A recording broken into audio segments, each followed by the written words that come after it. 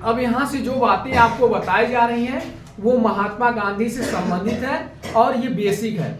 यहाँ पे देखिए सत्याग्रह का विचार। सबसे पहले हम ये जानेंगे कि 1915 में महात्मा गांधी दक्षिण अफ्रीका से भारत आते हैं।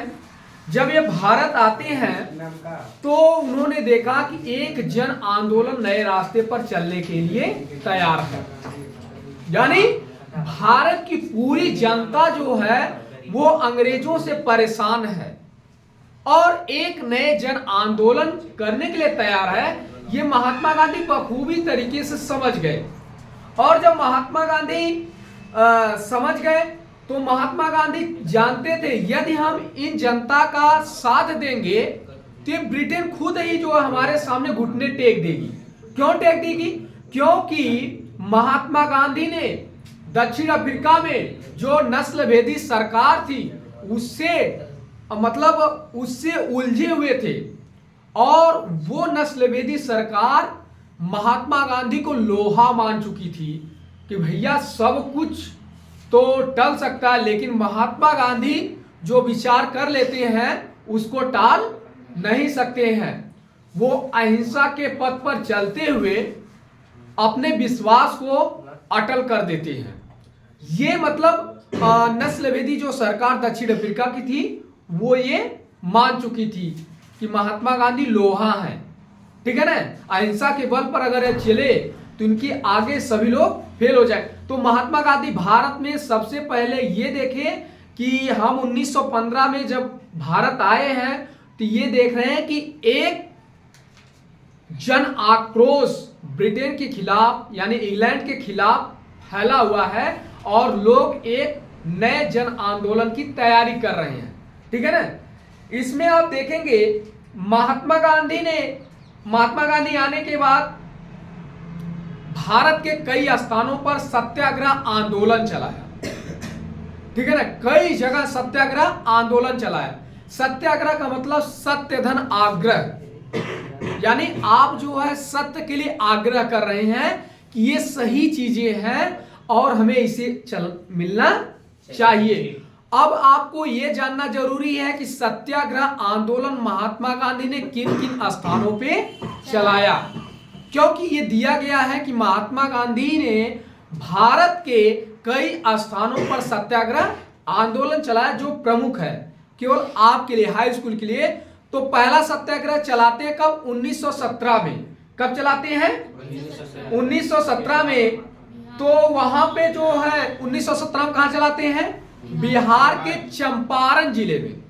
बिहार के चंपारण जिले में दमनकारी सरकार की नीतियों के खिलाफ चलाते हैं। दमनकारी सरकार की नीतियों के खिलाफ चलाते हैं।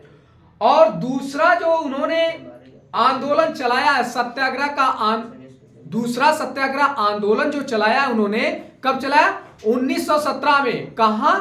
गुजरात के खेड़ा जिले में। पहला उन्होंने बिहार के चंपारण जिले में, दूसरा गुजरात के खेड़ा जिले में, ठीक है ना। किसानों की मदद से उन्होंने जो है सत्याग्रह आंदोलन चलाया था।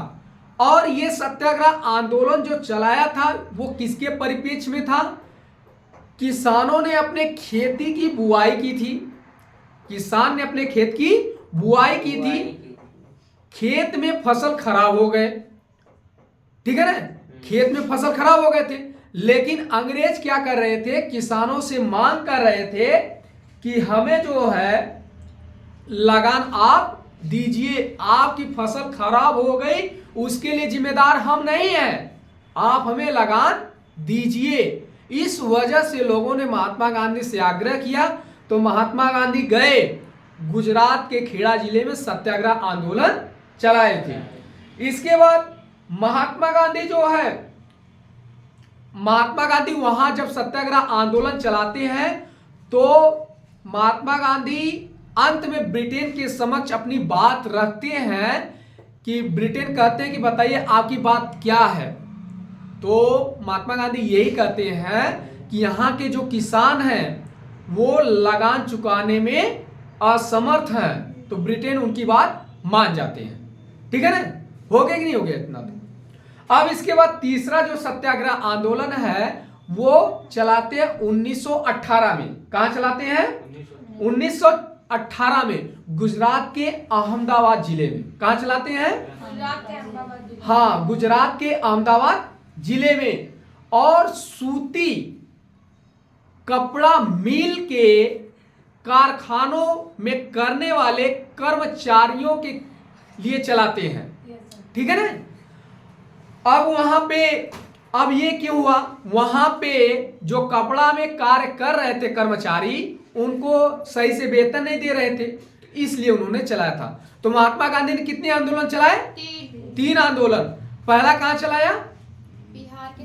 बिहार के चंपारण में। दूसरा कहां? गुजरात के खेड़ा जिले में। तीसरा कहां? अहमदाबाद जिले में। अहमदाबाद जिले में किस सन में? 1918। हाँ, 1918 में। देखिए, ये 3 पॉइंट अगर आप याद कर लेते हैं तो हम आपको इतना गारंटी दे रहे हैं कि आप यहां से ऑप्शनल जो क्वेश्चन आएगा उसको आप टिक कर लेंगे। यहाँ से क्वेश्चन भी आता है। आएगा, वो तय है, क्वेश्चन आना तय है।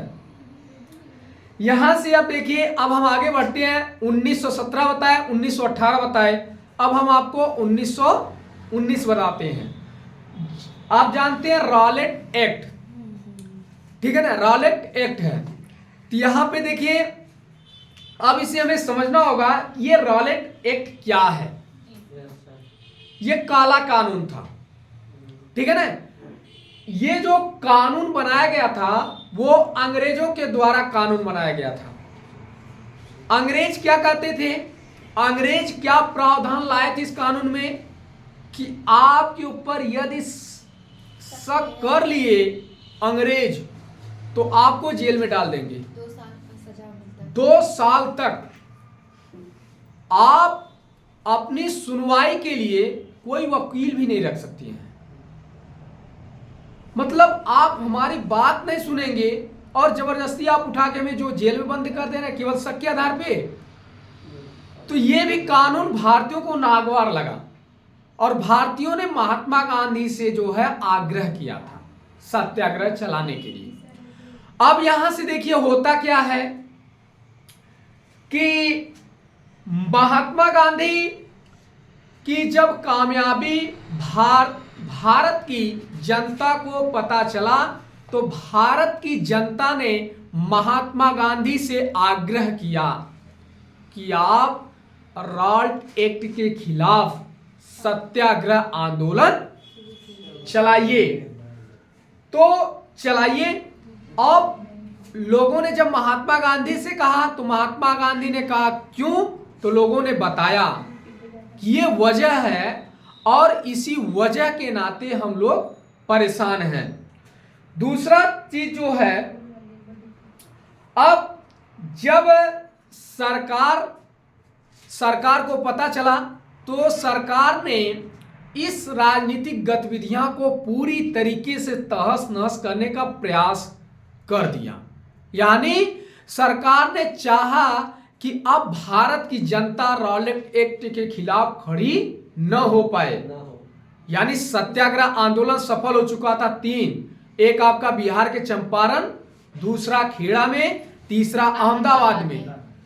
और यदि रॉल्ट एक्ट के खिलाफ यदि सत्याग्रह आंदोलन सफल हो गया तो हम लोग भागने के लिए मजबूर हो जाएंगे।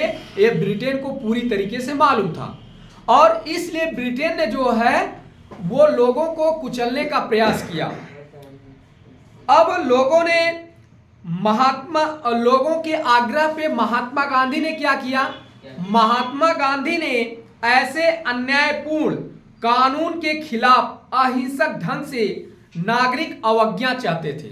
यानी आप विनती करिए, आप कुछ मत करिए, आप जो है अवज्ञा करिए, आप उनकी आज्ञा को मत मानिए। अगर आपसे कह रहे हैं कि आप जाइए विद्यालय में पढ़ाइए, आप जाइए तो वकालत करिए, आप हमारे कारखाने में काम करिए, तो ये आप मत करिए। आप विनती करिए कि मुझे काम नहीं करना है। महात्मा गांधी भारत के नागरिकों से अवज्ञा चाहते थे। क्या चाहते थे? अवज्ञा। जो आप सहयोग दे रहे हैं वो सहयोग आप वापस ले लीजिए, आप मत चाहिए जो है। और आप हमारे साथ जुड़िए। महात्मा गांधी ये चाहते थे। अब इसके लिए 6 अप्रैल से एक हड़ताल शुरू हो गई। जितने भी शहर थे वहां पे जुलूस हुआ और रॉल्ट एक्ट कानून के बारे में लोगों को बताया गया क्या क्या करना है इसमें।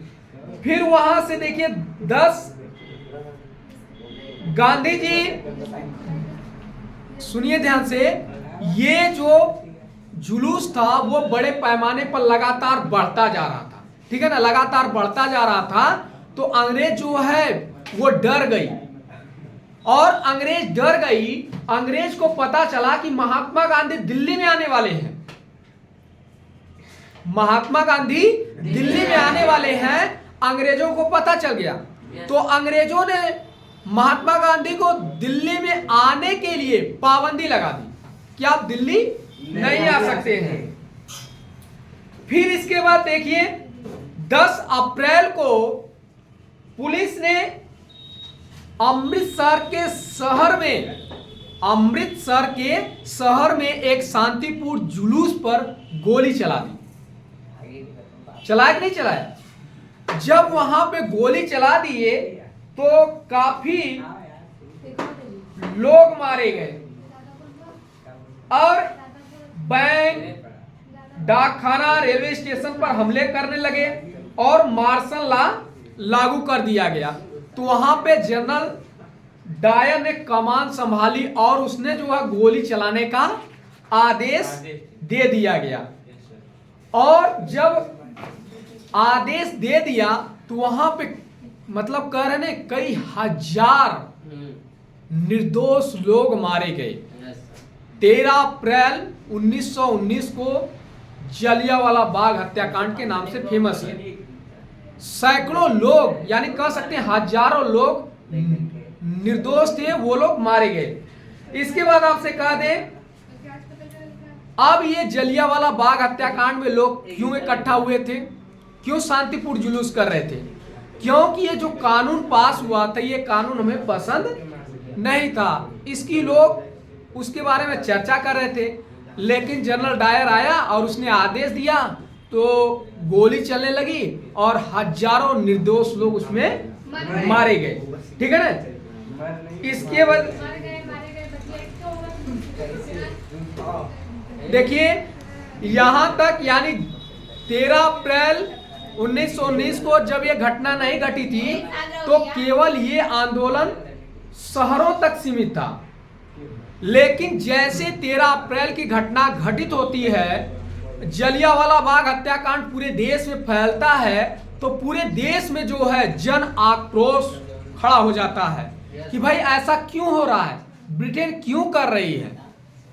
तो लोग जो है सड़कों पर उतर आते हैं, हिंदू मुस्लिम एक साथ मिल जाते हैं, कहते हैं यदि हम एक साथ नहीं मिलेंगे तो ये अंग्रेज हमारा फायदा उठाते रहेंगे।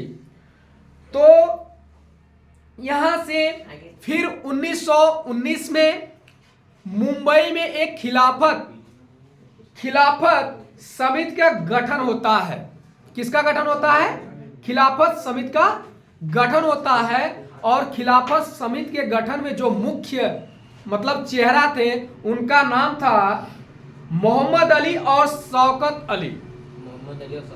हाँ, ये खिलाफत समिति क्या है पहले हम आपको बता दे रहे हैं, ध्यान से सुनिएगा। आपने कहा पहला विश्व युद्ध, असहयोग आंदोलन और खिलाफत, यहां समझिएगा। जो खिलाफत समिति है ये मिस्र से संबंधित है, यानी खाड़ी वाला जो देश है वहां के मुसलमान खिलाफत संगठन गठित किए थे। वो मुसलमान चला रहे थे और महात्मा गांधी ने उसको हथियार बनाया कि अगर यही हम समिति यहां पे गठित कर दे रहे हैं तो मुसलमान हमारे साथ जुड़ जाएंगे, क्योंकि ये जो समिति गठित हो रही है मुसलमानों की है। और यही समिति अगर हम यहां पे गठित कर देंगे तो हमारे साथ हिंदू तो जुड़े रहेंगे, साथ साथ मुसलमान भी जुड़ जाएंगे। जब हिंदू मुसलमान साथ में जुड़ जाएंगे तो हम इंग्लैंड को उखाड़ फेंक देंगे। तो इसलिए मुंबई में महात्मा गांधी ने खिलाफत समिति का गठन किया जिसमें मुख्य चेहरा था मोहम्मद अली और शौकत अली। ठीक है ना? इसके बाद समझ में आ गया ना खिलाफत समिति का गठन। अब इसके बाद सितंबर 1920 में कांग्रेस के कलकत्ता अधिवेशन में, यानी सितंबर बंद पीछे कर दीजिए। क्यों